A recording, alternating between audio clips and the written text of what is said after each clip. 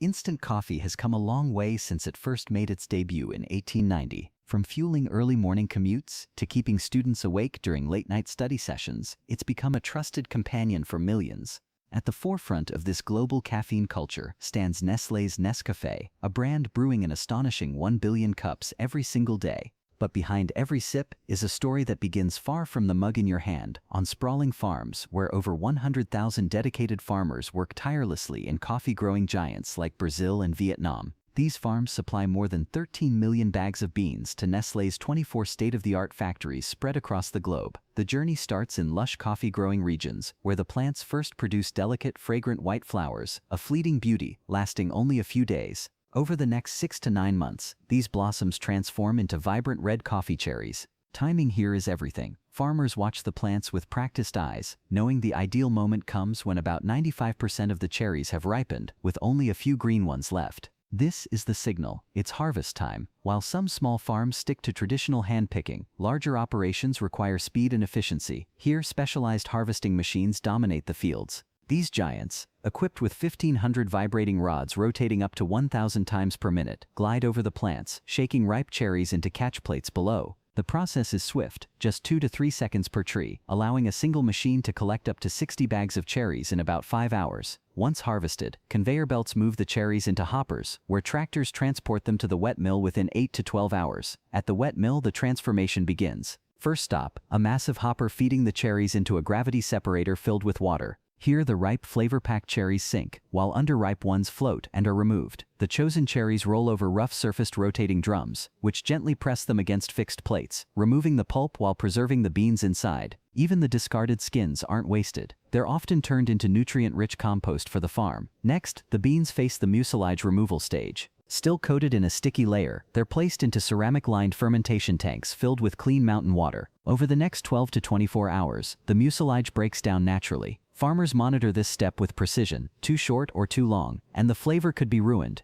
Once softened, the beans are tested by hand, then fully submerged again, and stirred vigorously with wooden paddles to scrub them clean. Dirty water is drained and replaced until the beans are spotless. With their parchment layer intact, the beans are now ready for sun drying. Spread evenly across large drying surfaces or raised beds, they bask in the warmth for 1 to 2 weeks. Farmers turn them regularly to ensure even drying, aiming for the perfect moisture content of about 11%. Once this is achieved, the beans enter the hulling stage, where the parchment is gently removed to reveal the vibrant green coffee beans. From here, the green beans are meticulously cleaned, graded and packed into 60-kilogram jute or cloth bags, each marked with its origin and grade. These bags are stored in ventilated warehouses, safe from pests and moisture, awaiting their journey to the Nescafé factory, where the next chapter in their story begins, ultimately ending in your cup, ready to deliver that familiar comforting taste, loved around the world. Once the massive bags of green coffee beans arrive at the Nestlé factory, these aren't just lifted off by hand. This is the age of robotics. A powerful robotic arm, equipped with a spider-like gripper, swiftly unloads the heavy sacks from trailers, protecting workers from back injuries. Once on an extendable conveyor belt, additional robotic arms push each bag into position with precise movements. Before the beans even get close to roasting, they pass over a moisture sensor. This high-tech device checks the humidity inside each bag. If a bag doesn't meet the strict standards, it's instantly rejected and diverted.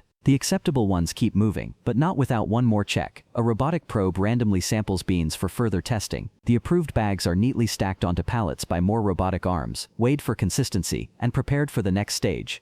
Before roasting, the bags are opened, and the beans are poured into a sifting machine. This machine's vibrating floors shake off debris, stones, or any foreign particles.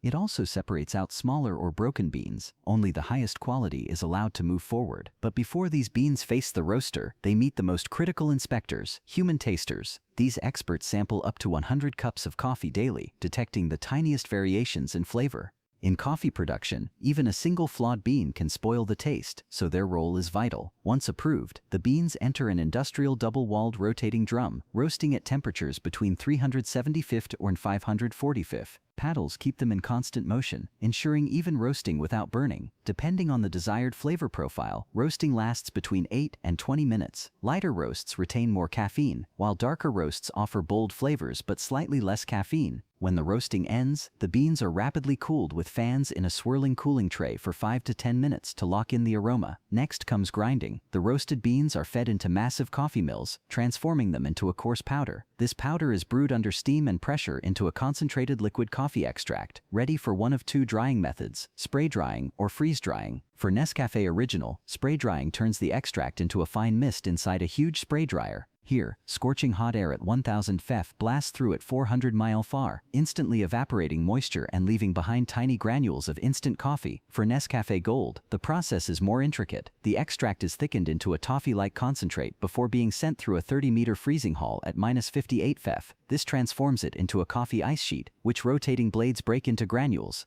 These frozen granules then undergo sublimation, a low-pressure 140 Fef process lasting 5 hours, where the ice turns directly to vapor, preserving aroma and flavor. Once dried, the granules are perfectly shelf-stable. They're packed into large sacks, then swiftly funneled into jars on a conveyor belt, each filled in less than a second. Some factories can fill up to 320 jars per minute, totaling over 250,000 jars a day. The jars are sealed airtight, capped, labeled, and prepared for shipment to coffee lovers worldwide. From a humble green bean to the rich aroma in your cup, every step is a precise blend of science, skill, and passion. It's a process designed to deliver perfection, one sip at a time.